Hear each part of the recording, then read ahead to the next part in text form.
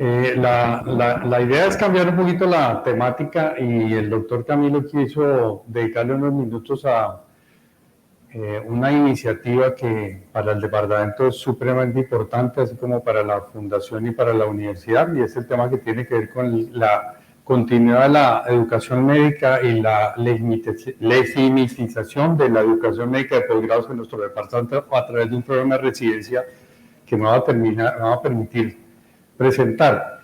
Quiero hacer un inicio de esto, digamos, poniéndome en contexto. La medicina no es un oficio, es una profesión autónoma y reconocida por la sociedad a través de un tema transaccional que se llama la confianza social. Y la medicina implica en la sociedad tres elementos, de los cuales uno lo estamos aquí hoy revisitando, que es la maestría, el conocimiento. El segundo es el altruismo y tercero, según lo refirió Friedson, es la autorregulación. Y la autorregulación nos permite, a través de la formación médica, digamos, proyectarnos al futuro y creer que la formación del recurso humano es lo que realmente va a delimitar qué tipo de médico queremos a futuro y qué tipo de profesión médica queremos de nosotros mismos. De principios del siglo, o mediados del siglo XIX, a través de William Osler, quien en ese tiempo genera un cambio enorme al proponer que los médicos se formaban, digamos, como un tema vivencial al lado de la cama del paciente, y este paradigma se mantuvo durante muchos años. Vino Flexner, quien en 1910, con este reconocidísimo informe Flexner, propuso tres cosas que cambiaron dramáticamente el panorama de la educación médica. Era que todo médico tenía que tener unos requisitos mínimos de admisión, era un estándar. El currículum debe ser muy riguroso en cuanto a ciencias básicas, posteriormente seguido las ciencias clínicas, y tercero, los médicos debían ser clínicos, pero también docentes e investigadores. Y ese informe Flexner, digamos, determinó que el tipo de educación médica que se recibió durante muchísimos años, hasta principios de este siglo. Afortunadamente lo que propuso Osler y Flexner pues dio resultado porque se duplicó la expectativa, algo habían haber hecho bien desde que esto ocurrió como un indicador.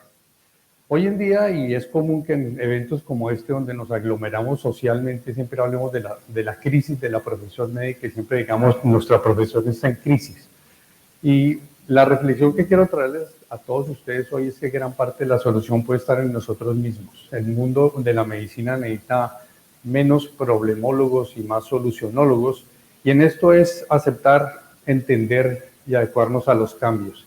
Recuerden ustedes que Darwin en 1859 decía que el que no se adapta a los cambios no se trata de fortaleza, sino de una expectativa de sobrevida. Han ocurrido una serie de cambios en este siglo XXI que a veces no los tenemos tan presentes, pero voy a referirme rápidamente a algunos de ellos. Tienen que ver con cambios tecnológicos. Un muy buen ejemplo de esto es la inteligencia artificial, que hoy en día rige gran parte de los procesos que, si ya no estamos haciendo en muy poco tiempo, nos van a reemplazar a nosotros como personas. Ha habido cambios demográficos y sociales profundísimos que de pronto no nos pillamos porque nuestra perspectiva bien no nos lo permite, pero por ejemplo el COVID es un muy buen ejemplo de los cambios que han ocurrido recientemente. En educación médica, la ciencia de los sistemas en salud ha cambiado dramáticamente los currículums y es un nuevo pilar de la educación médica, cosa que a nosotros no nos tocó, por lo menos a mi generación, cuando se formó temas de salud poblacional, políticas de salud, sistemas de salud y relación interdisciplinaria. La duplicación del conocimiento, como fue descrita por Buckminster, es un tema que nosotros a veces consideramos, o las generaciones nos consideran que siempre ha estado ahí. A principios de 1900 se consideraba que el conocimiento humano se duplicaba cada 100 años. Para el fin de la Segunda Guerra Mundial, consideramos que el conocimiento humano se duplicaba cada 25 años. Actualmente se considera que el conocimiento humano se duplica cada 13 meses y el conocimiento clínico cada 18 meses. Esto es una realidad con la cual a veces no lo ponemos en perspectiva y lo ignoramos. Estas estadísticas son del 2018, donde dice que cada minuto del año 2018 se generaron este tipo de tráfico a través de la red. vemos ahí como hay casi 4 millones de búsquedas por minuto en Google en relación a temas de data y de conocimiento. Este autor habla sobre la disponibilidad actual del conocimiento y hace una referenciación como el tiempo en años para llegar a 50 millones de usuarios. Cuando usted habla de conocimiento e información ha cambiado dramáticamente.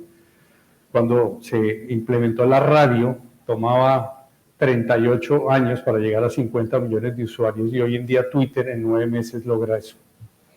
Lo mismo, no solamente la calidad, sino el volumen, la disponibilidad, sino el volumen.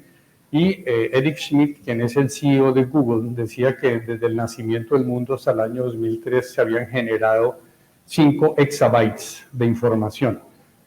Hoy en día se generan la misma cantidad de información en 2 días. Y eso es el típico volumen de tráfico de información que manejamos. Eso ha llevado a que algunos autores hablen sobre la paradoja del exceso de opciones. Y esto, más que un tema médico, parecería un tema de comportamiento poblacional, en los cuales hoy en día las personas que accesamos la web tenemos tal capacidad o tal volumen de información que esto crea una paradoja bien interesante, porque al tener tanta información hacemos un muy pobre criterio de análisis, tenemos un pensamiento de indecisión indefinida ante tantas opciones y hay ausencia del compromiso, y esto rige muchísimo a las nuevas generaciones. Eso, el autor de este libro, se llama Barry Schwartz, habla de la fatiga de decisión que induce indudablemente a las peores decisiones. Esto que tiene que ver con educación médica, en que hoy en día el paradigma de la educación médica que le tocó a personas como de mi generación no es tener acceso al conocimiento. El conocimiento está en la web.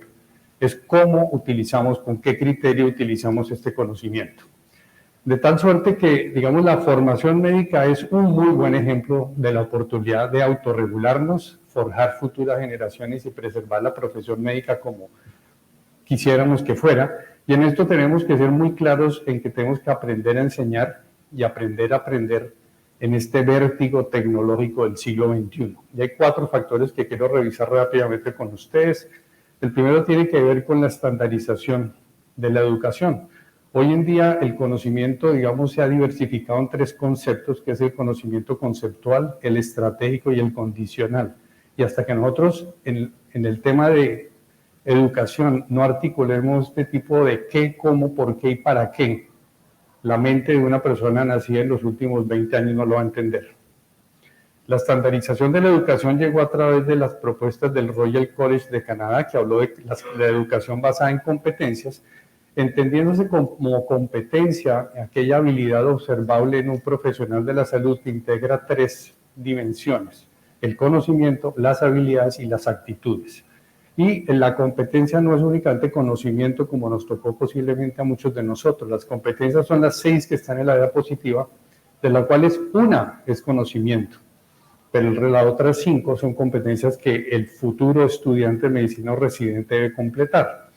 Y para, digamos, estandarizar aún más el tema de las competencias, el Royal College propone otros 2 conceptos que son las actividades profesionales esenciales y las milestones o hitos.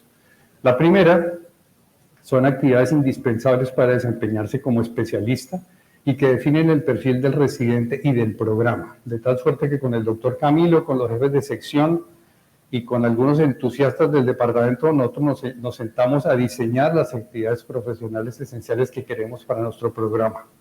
La idea de estas actividades profesionales es que logre un propósito educativo y que el estudiante, cuando se gradúe, pueda trabajar en forma autónoma y sin supervisión, cumpliendo una serie de habilidades clínicas. Las milestones se refieren como a desempeños clínicos y o quirúrgicos que el residente debe realizar durante su práctica y que son no solamente estandarizados, sino evaluables. Un buen ejemplo de cómo se fusionan estos 3 conceptos es en la primera actividad profesional esencial que tenemos en nuestro programa, que se llama Atención del Nacimiento Vaginal sin Complicaciones. Esa es la AP número 1, y la AP número 1 tiene una exposición en cada una de las 6 competencias a través de las milestones que están en azul. Entonces, la idea es que cada residente durante el programa complete en las 6 competencias, en cada una de las APs, las milestones que el profesor considere que debe completar. Hoy en día la evaluación, diferente a como personalmente me tocó a mí, es el eje central del proceso formativo, porque no solamente se le pide al residente que sepa cómo se hace, que muestre cómo se hace, sino que haga. Y herramientas como el Minisex o el DOPS se han convertido en, digamos, elementos esenciales de evaluación para que uno como evaluador conozca si el residente es capaz o no es capaz de hacer un proceso diagnóstico terapéutico. La meta de esto, y lo pone el Royal College, es lograr un médico experto que tenga este desempeño en las 7, digamos, dimensiones del médico experto que ellos consideran debe ocurrir. El segundo tema que quiero tratar rápidamente es el concepto del hospital universitario. Muchos de nosotros nos tocó no rotar en hospitales universitarios, sino rotar en lo que llamaban hospitales docentes, que era donde teníamos una vivencia del hospital, pero realmente ese hospital no era universitario. Ahorita me voy a referir a esto. ¿Dónde se ejerce la mejor medicina? ¿Dónde se enseña? Este es el listado de los 10 mejores hospitales en Estados Unidos en este año, y de los 10 tienen una vinculación, un ascendente académico. ¿Por qué? Porque donde se enseña es quizás donde mejor se estandariza la práctica. El hospital universitario es un sitio donde se fusionan la parte académica con la parte formativa y la asistencia de alta calidad en el paciente. A mí me tocó muchas veces rotar en hospitales docentes donde simplemente el estudiante llega desarticulado a tener una vivencia personal de lo que puede ver dentro de un hospital donde se está tratando de hacer lo mejor posible en la parte asistencial. Pero no existe el concepto en general del hospital universitario. Recientemente, ya hace algunos años, Choi publicaba en Clinical Investigation in Medicine este diagrama donde él dice que entre el hospital y la universidad debe haber una serie de relacionamiento que debe ir de lo multidisciplinar a lo transdisciplinar, explicándose la relación multidisciplinar como aditiva, mientras la interdisciplinar es como interactiva y la transdisciplinar es holística. Y Choi decía que él tomaba ejemplos gastronómicos y decía que cuando uno trabaja multidisciplinario es como una ensalada donde usted puede pronto escoger los elementos de la ensalada que no le gustan, mientras que el interdisciplinar ya es un ajiaco, donde usted revuelve elementos de ambos, y lo que hay que llegar idealmente en un hospital universitario es tener un enfoque holístico, donde sea un ponqué, una torta, donde todo esté revuelto y usted ya no logre diferenciar entre una cosa y otra. La profesionalización de SONTE es el tercer elemento que quisiera yo traer en colación y el cual hemos tratado en este posgrado, es que debemos migrar del concepto de que yo debo enseñar como me enseñaron. Yo soy exitoso, luego pues presumo que yo debo replicar como me enseñaron a mí, y eso pues tiene más de largo que de ancho, porque hoy en día ser docente demanda una cantidad de cosas que posiblemente hace unos años no era así. Pongo en énfasis el tiempo, es realmente lo que más dificultad tiene, la formación, experticia en actualización y en nuestro medio el tema de reconocimiento y remuneración. La actividad docente no es una actividad menor, ni es una actividad colateral a la asistencia. Debe tener la importancia que realmente merece. Y hoy en día cualquiera de nosotros puede decir, oiga, yo soy especialista en medicina interna, en pediatría, en cirugía, en ginecobstetricia, pero además debo decir si tengo o no tengo una formación en docencia. El John Hopkins, quien es muchas veces nuestro modelo inspirador en la Fundación Santa Fe de Bogotá, tiene claramente establecido cuáles son los principios fundacionales de una persona que pretende decir yo trabajo en un hospital universitario, y créame que si uno los analiza no son tan fáciles de cumplir como uno quisiera. Y finalmente los campos de la enseñanza médica. Siempre he escuchado esta frase donde dicen, no, es que hoy en día los estudiantes no son como eran antes. Claro que no, porque el factor generacional es un hecho y no puede ser percibido como una amenaza por nosotros los profesores. Supongo que muchos de ustedes tienen hijos y habrán hecho la dinámica tratando de entender su modelo de comportamiento y su modelo de raciocinio. Y es porque, digamos, ya hoy en día hay investigaciones sólidas en torno a esto, en que el estudiante de hoy en día, el millennial, el centennial, crecieron en un ambiente de opciones, como lo mencionaba en este libro de Schwartz hace unos minutos, en la cual se caracteriza por información ilimitada. Aquí no hay límites a la información. Esto hace que tengan una actitud de autoaprendizaje basada en la web. Nadie está esperando que usted le enseñe algo. Usualmente los millennials, si se tienen este tipo de actividades, no la privilegian porque dicen, yo a qué voy a ir allá si yo puedo en 5 minutos bajar la información de la web. Piensan diferente a nosotros. Generalmente descubren cosas en grupo, privilegian compartir información y material educativo, y yo personalmente he tenido problemas con estudiantes que no se detienen en derechos de autor, simplemente dicen, yo bajé una información del doctor Rodríguez de la web y se lo compartí a todos mis compañeros. Se alejan de lecturas preestablecidas y finalmente consideran que el conocimiento y la información debe estar disponible sin costo, y posiblemente eso es parte de la dinámica de hoy en día. Quiero hacer énfasis en esto y es la manera como nosotros enseñamos o pretendemos enseñar, y se trata de la tasa de retención del aprendizaje en promedios. Y vemos cómo la peor manera de enseñarle a alguien algo es hacerle una conferencia magistral como esta. La tasa de retención posiblemente está por debajo del 10%. Mientras que si usted enseña a otros, la tasa de retención puede estar superior al 90%. Si uno mira esta pirámide del aprendizaje, pues saca una serie de conclusiones en las que uno dice, oiga, posiblemente sí hay oportunidad de mejora. Algunas cifras relevantes de educación médica en Colombia hoy en día: tenemos 63 programas de medicina activos. Eso quiere decir un 176% se han aumentado desde la última década del siglo pasado. 50% únicamente cuentan con registro de alta calidad. La recomendación del OCDE es de 3.2 médicos por cada 1.000 habitantes, nosotros estamos todavía en 2.1. Sin embargo, el problema es que hay ciudades como Bogotá donde está en 6 puntos por cada 1.000, mientras en el Bichada está de 0,6 por cada 1.000.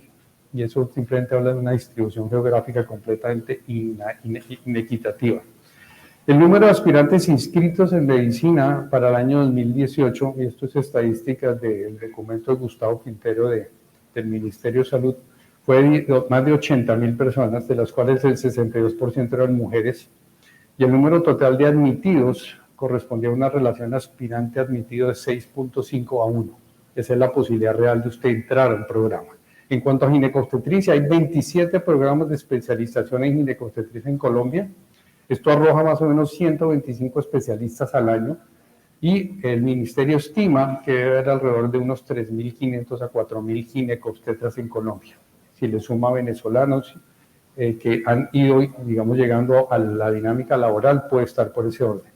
Lamentablemente el problema de concentración es mayúsculo. 46% de estos especialistas están entre Antioquia, Valle y Bogotá, lo cual deja desamparada una cantidad de territorio geográfico.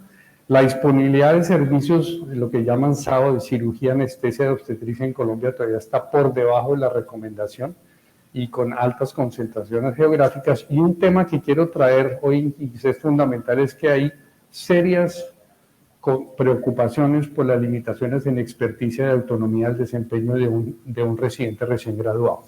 No tiene la estructura para adelantar procedimientos en forma autónoma.